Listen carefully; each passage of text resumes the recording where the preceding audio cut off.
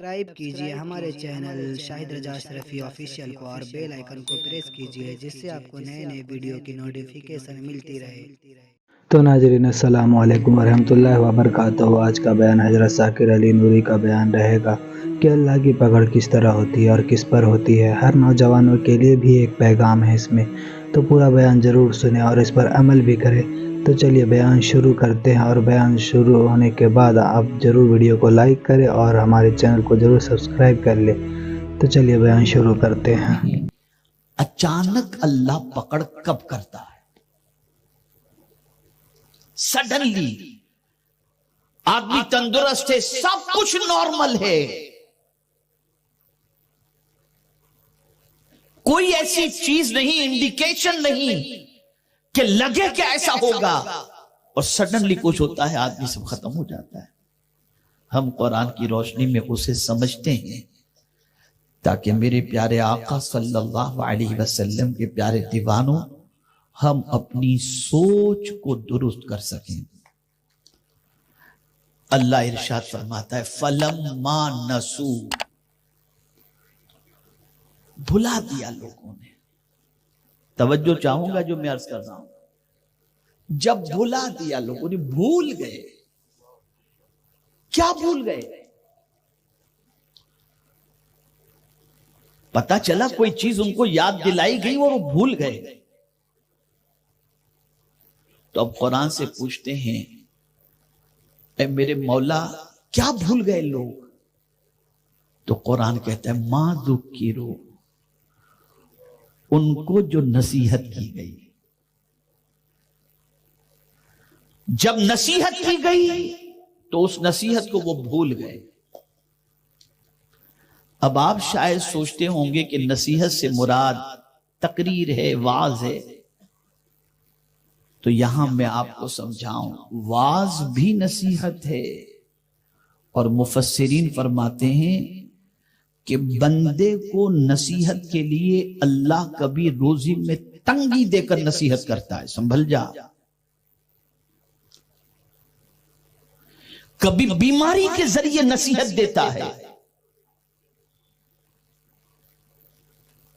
کہ سنبھل جا۔ آدمی غور کرے نا، جیسے میں آپ کو بتاؤں، آدمی کہتا ہے یار میں ٹھنڈا بہت زیادہ پی لیا، اس کی وجہ سے مجھے سردی ہو گئی، تو ریزن کی طرف جاتا ہے نا کہ سردی اس لیے ہوئی کہ میں نے ٹھنڈا پی لیا۔ ارے نادان، تو یہ سوچ رہا ہے، ذرا یہ بھی تو سوچ کوئی گناہ تو نہیں ہو گیا جس کی وجہ سے، کوئی لغزش تو نہیں ہو گئی؟ اس لیے کہ قرآن کہتا ہے کہ تمہیں جو مصیبت پہنچتی ہے بما کسبت ایدیکم، یہ تمہارے ہاتھوں کی کمائی ہے۔ ہم ہر چیز کے بارے میں غور کرتے ہیں، ٹھنڈی کی وجہ سے، موسم کی وجہ سے، اس کی وجہ سے، اس کی وجہ سے، اگر نصیحت حاصل نہیں کرتے تو بس اتنی نہیں کہ یہ مصیبت گناہ کی وجہ سے آئی، اس طرف توجہ نہیں جاتی، اس لیے کہ ہم یہ تصور کرتے میں تو اتنا خیرات کرتا ہوں، مجھے مصیبت کہاں سے آئے گی؟ میں تو اتنی مسجد بنواتا ہوں، مجھے مصیبت کہاں سے آئے گی؟ تو میں یہاں پر آپ کو عرض کروں، سب اپنی جگہ پر ہے، سب کا ثواب، بالکل کرتے رہیے، ارمان رکھیے کہ زندگی کی آخری سانس تک یہ کرتے رہیں گے، لیکن یہ بات ذہن کے اندر رکھیے گا کہ کانٹا بھی پیر میں اگر چبھتا ہے تو یہ بھی کسی گناہ کی وجہ سے چبھتا ہے۔ تو قرآن کہتا ہے نصیحت بلا دی، ہمیں نصیحت یہ ہے کہ پیر میں کانٹا چبھے فوراً سوچو یار کوئی لغزش تو نہیں ہو گئی،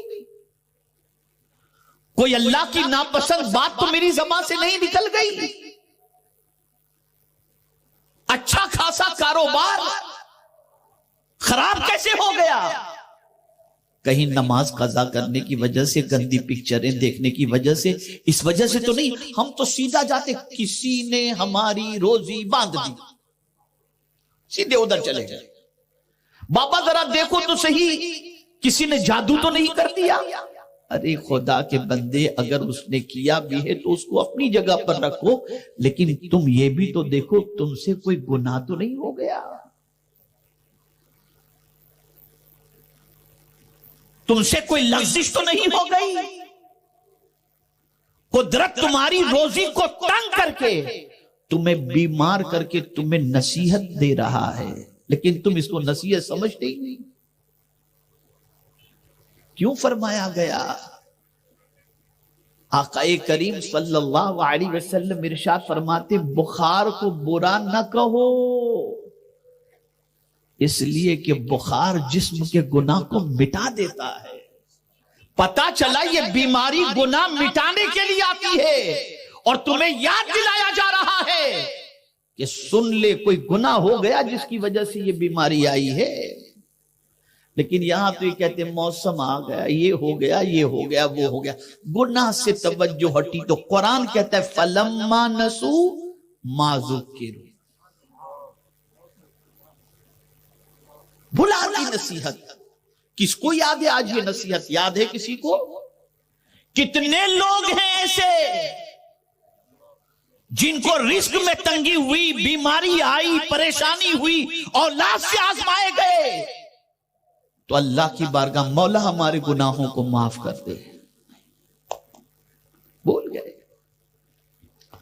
کسی نے روزی باندھ دی ہے، کسی نے یہ کر دیا، کسی نے سب کچھ دوسرے پر، اور خود کو معصوم سمجھتے ہیں، ایسا سمجھتے جیسے اس سے کوئی گناہ ہوا ہی نہیں، روز آب زمزم سے جیسے غسل کر کے آ رہا ہو۔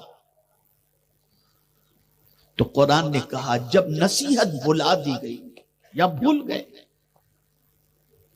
تو پہلے نصیحت کے طور پر توجہ چاہوں گا، وقت میرے پاس زیادہ نہیں کہ میں اس پر کئی اور آیتوں کو لے کر کے آپ کو سمجھا سکوں، لیکن ایک آیت کے ذریعے بھی اگر کچھ سمجھ میں آ جائے تو بہت بہتر ہے۔ بھلے میں آج تو کہتا ہوں کہ ذکر بھی مختصر اور دعا بھی مختصر ہو، لیکن سمجھ لو کچھ جتنا میں سمجھا سکتا ہوں، لے کر جاؤ۔ اللہ کی حکمت تو دیکھو، وہ تکلیف دے کر تمہیں نصیحت یاد دلاتا ہے،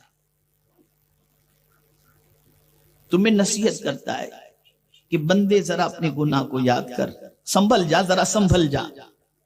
تو ہم غذا سے سنبھل جاتے ہیں، سردی ہو گئی، شوگر ہے، اوہو بالکل نہیں، شکر بالکل مت ڈالنا، میٹھا بالکل نہیں کھائیں گے۔ لیکن میں آپ سے پوچھتا ہوں کبھی اتنا گناہ سے پرہیز کیا آپ نے؟